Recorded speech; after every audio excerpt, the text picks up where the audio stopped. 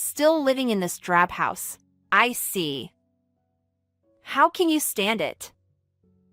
And do you even clean? The whole place smells. Oh, that must be the pee from the person you're caring for. The overly arrogant woman with not a trace of empathy raised her voice at me. It was my husband's sister-in-law, Martha. Fine then. With a cat's curse, I'll drag you down into the depths. I am Grace, a 35-year-old care worker. I work full-time at a nursing home but also go out for home care once a week. My family consists of my husband, our 2 cats, and me. My husband is a high school biology teacher. We adopted our beloved cats from a shelter, and they're now living peacefully with us. We don't have children yet, but I hope to conceive by the time I'm 38. A friend of mine had her egg cells frozen, and I'm considering doing the same. My husband is the younger of 2 brothers, and they don't get along very well. The older brother and his wife, Martha, live about 30 minutes away by car. My brother-in-law is also a teacher, in charge of health and physical education. Their mother was an educator, so it seems natural that her sons followed in her footsteps. Despite this, there is someone in the family who looks down on professions with the title teacher, Martha. I don't like people in professions with teacher in the title. They can't stand out or dress fashionably. When my sister-in-law said that to me, I thought, they can dress fashionably outside of work, and your husband is also a teacher. If you don't like it, you should just leave him. But I didn't say it out loud. I lost the energy to argue back and was surprised by her blatant declaration. She works for a major apparel company and is very particular about clothing, mercilessly criticizing anyone she doesn't approve of. Once, when she took me to a stylish cafe in the neighborhood, she looked at people walking by through the window and asked, "That person's fashion is terrible, don't you think?" I don't care about other people's clothes. It's probably because of her job that she notices other people's fashion, but she criticizes them loudly without any regard for others. Because of this, I decided to avoid her and always made excuses about being busy with work whenever she invited me out. Why does she keep inviting me? I imagined that, given her personality, she probably didn't have many friends. One day, while I was at work, she called me on my cell phone. "Grace? My project is going to be featured in a magazine." She started talking like a machine gun, without considering that I was at work. She really is a self-centered person who doesn't consider others' positions. I thought as I listened to her rapid-fire, one-sided talk. The work clothes for caregivers are all sweatpants, right? They're too frumpy, so I designed fashionable work clothes for caregivers. Can you try them out at your nursing home? She thinks we always look frumpy? I disagreed. I don't think fashion is necessary in the caregiving field. Martha, well. She interrupted my protest. I have stylish work clothes modeled by a model, and I'll send you the pictures. I'll email them to your workplace, so make sure to look at them. She hung up abruptly.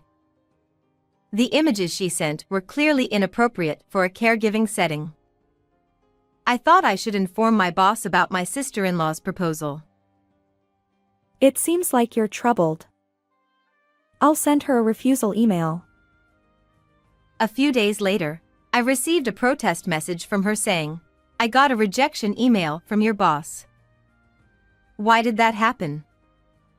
It's common sense that dressing up boosts the morale of workers.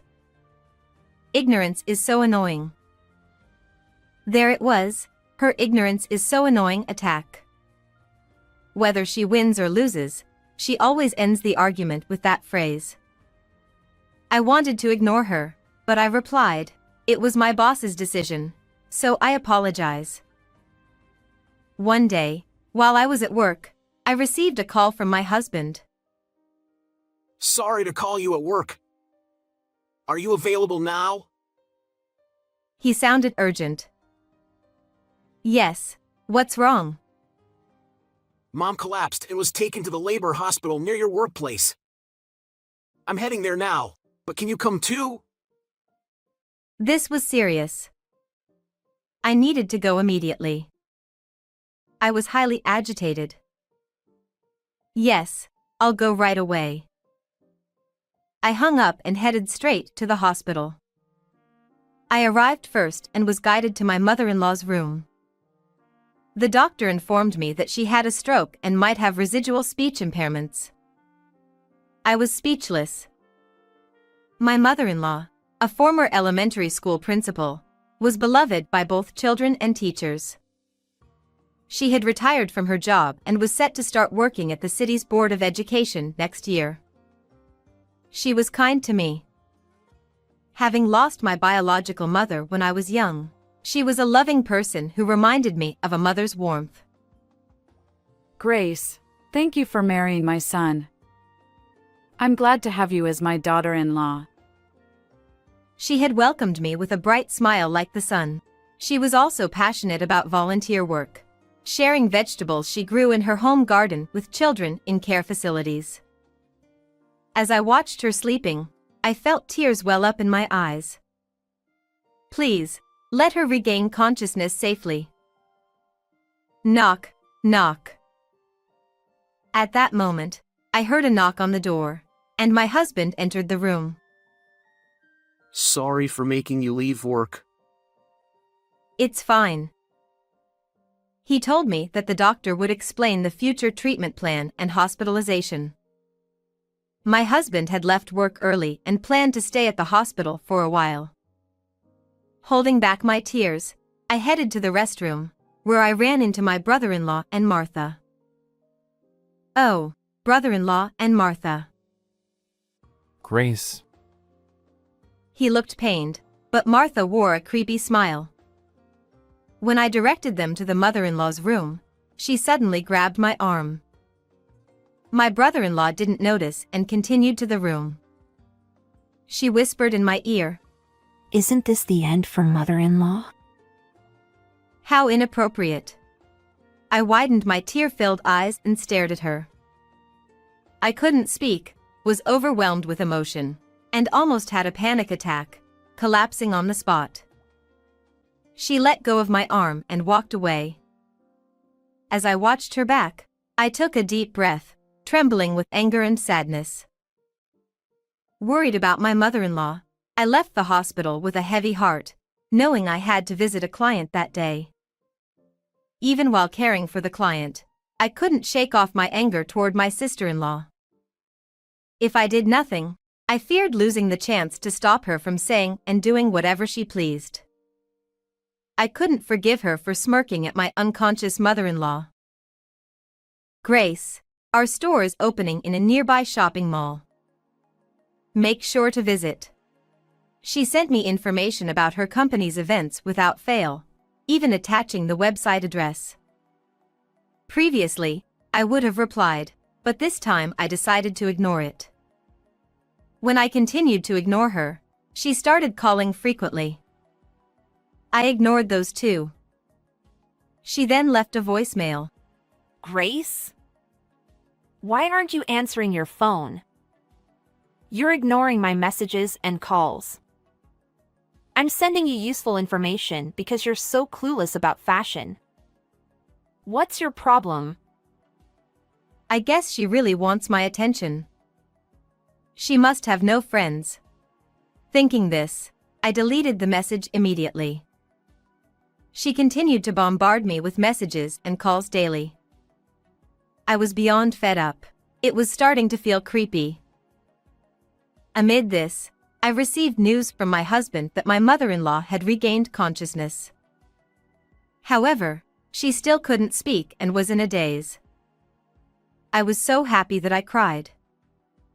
Although my worries weren't over, it felt like we had passed the first hurdle. A month later, my mother-in-law was discharged from the hospital. My husband said that depending on her condition, we might need to consider transferring her to a rehabilitation hospital. But as her treatment was effective, she chose to go to a rehab facility from home. He mentioned that she probably wanted to stay in her familiar home, and I agreed. My mother-in-law had bought a 50-year-old single-story house with a yard where she grew vegetables and lived with a cat. During her hospital stay, I went to her house to take care of the cat. Thinking about the future, my husband and I discussed things thoroughly and decided to live with her. We would support her together. On the day of the move, while we were preparing, I received a message from my sister-in-law. I heard you're moving into your mother-in-law's house today.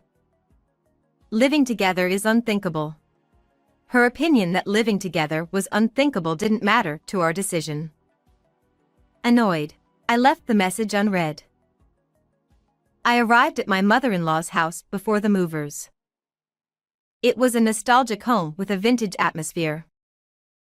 There was a garden where she grew vegetables and shared them with me. I remembered her smiling with her cat on her lap, and tears welled up in my eyes again. I wanted my mother-in-law to spend her time comfortably in this warm, sunny house. I opened the front door quietly, and the cat greeted me. "Oh, Mia, hello." I called out to the cat with a big smile and a sweet voice. The cat's name is Mia, a friendly and quiet calico adult cat. Since the day my mother-in-law was hospitalized, I had been refilling the automatic feeder with cat food, changing the water, and cleaning the litter box. From today, I'll be living here too. I have 2 cats of my own. It would be stressful for both of you to be together immediately, so Mia, you stay in your room for a while. As I spoke and scratched her neck, Mia purred contentedly. I couldn't resist the charm of cats. Shortly after, the movers arrived. Moving took the entire day, and we put all our belongings in the back room. While we were tidying up, my husband and mother-in-law returned from the hospital. We're home, Said my husband. My mother-in-law, in a wheelchair, smiled gently at me. She had right-side paralysis and speech impairment. It was difficult to understand her when she spoke. "Welcome back, Mom. From now on, we'll be here for you." I knelt in front of her and said this, and she teared up and held my hand. In the evening, the nursing bed arrived, and my husband and I set it up and put her to bed. My husband went to pick up our cats from the pet hotel. I prepared to assist with her toileting. She wore diapers since taking her to the bathroom was difficult. I noticed the smell and realized she had a bowel movement, so I cleaned her while talking to her.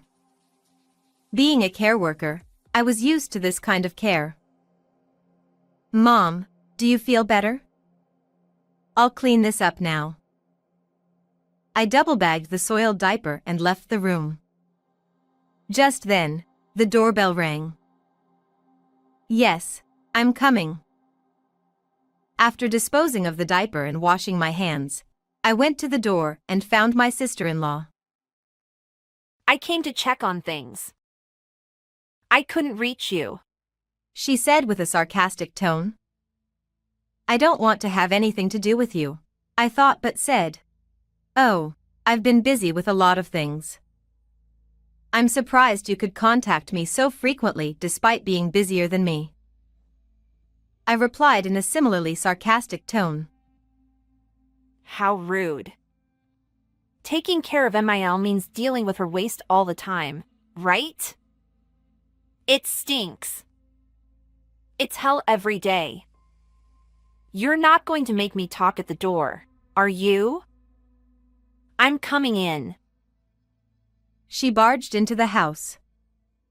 As soon as she entered the living room, she said, I've been to MIL's house a few times, and it's as plain as ever. Living here is crazy. Are you cleaning properly? It stinks here. Oh, it must be the smell of Emil's waste. I did change her diaper earlier, so there might still be a smell, but today, I decided to speak up.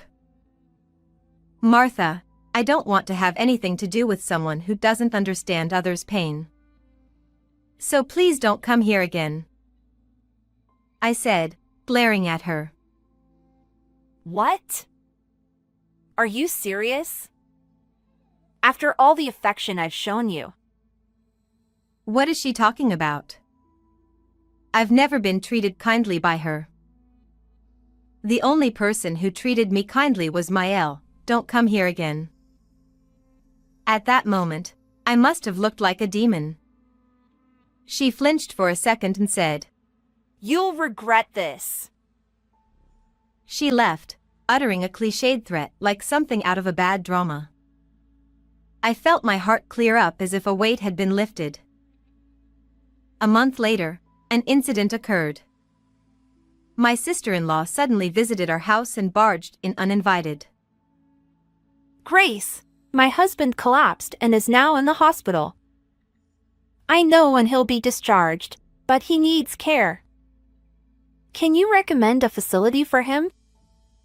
It could even be the home where you work. Our facility is a skilled nursing facility, and only those who require regular medical supervision and specialized nursing care can be admitted. Typically, most residents are elderly, and your husband isn't that age, is he? What? Really? I thought anyone needing care could get in. And what is a skilled nursing facility? Though she knew everything about fashion, she seemed clueless about caregiving. Ah, ignorance is so annoying, isn't it? You've told me the same thing. There's nothing I can do to help you. Please leave. I stood up from the sofa as I said this. Why? Why won't you help me? She screamed, clinging to my leg. Hey, let me go. Just then, Mia came to use the open-type litter box in the living room. When Mia covered her business with sand, some of it landed on my sister-in-law's leg. Eek! It's filthy and smelly! Mia continued to scratch at the sand with her front paws. Thanks, Mia, you saved me. What's wrong with this cat? She screamed, picking up Mia abruptly. In response, Mia sprayed her with urine. Ah, Mia wanted to pee too. Mia meowed, kicked Martha with her back legs, and ran away. You! It stinks! This skirt is expensive! With her prized fashion dirted, she scowled. You picked her up suddenly. Think of it as spilled jasmine tea, it won't bother you. That's nonsense. It reeks. Cat urine might smell particularly bad, but humans are the same. As I watched her panic, she bumped her foot hard against the corner of a pillar in the living room and crouched down. She hit her pinky toe. That must hurt. Remember this! She yelled, struggling to stand while holding up her soiled skirt and repeating her usual line. Just before leaving the living room, she tripped over the threshold and fell again. Things happen in threes, just like the proverb says. It felt as though the house itself was pressuring her to leave. I also realized that the house needed barrier-free renovations to make living here easier. Later, my husband told me that my sister-in-law had broken her toe when she hit the pillar and, during the toileting assistance of her newly discharged husband, had fallen again and broken her arm. Her foot was in a cast, and her arm was now immobilized, leading to a very inconvenient life. Her husband also severely injured his knee in the fall, resulting in a fracture that required surgery, so he was back in the hospital. Frustrated by her husband's inability to immediately enter a facility, she vented her anger at him. Now both of them are hospitalized. How unfortunate. My sister-in-law's long recovery and inability to showcase her fashion sense drove her to a near-crazy state. As for me, I shifted to home care work for 3 months to care for my mother-in-law at home. She attended a rehab-focused day care service 5 days a week. Since this service was affiliated with my workplace, the arrangements were smooth. It became routine to put her in the van each morning and see her off. During the day, I studied to become a care manager. My mother-in-law showed remarkable recovery through her hard work in rehab. From being unable to walk due to hemiplegia, she gradually managed to walk with a cane. I passed the care manager exam and moved from the nursing home to a home care office. This job involved weekday daytime hours, leading to a healthier lifestyle. One day, I found a letter addressed to me on the dining table. Grace, I can never thank you enough. Truly, thank you. I think of you as my real daughter. Thank you for taking care of me and the cat. Thanks to you, I enjoy going to rehab. I'll try to do more on my own and talk with you again. If living together becomes too difficult, I'll move to a facility. I want you, my son, and the cats to live in this house. Her handwriting was wobbly, possibly written with her paralyzed right hand or her left hand. The effort she put into writing this letter filled my heart, and I couldn't hold back my tears. Mom, I think of you as my real mother too. I want to continue spending happy times together with you. Thank you and best regards. I wrote a reply on pink stationery. Looking out the window, I saw a beautiful rainbow in the distance. How did you like today's story? Please subscribe to our channel. See you in the next video.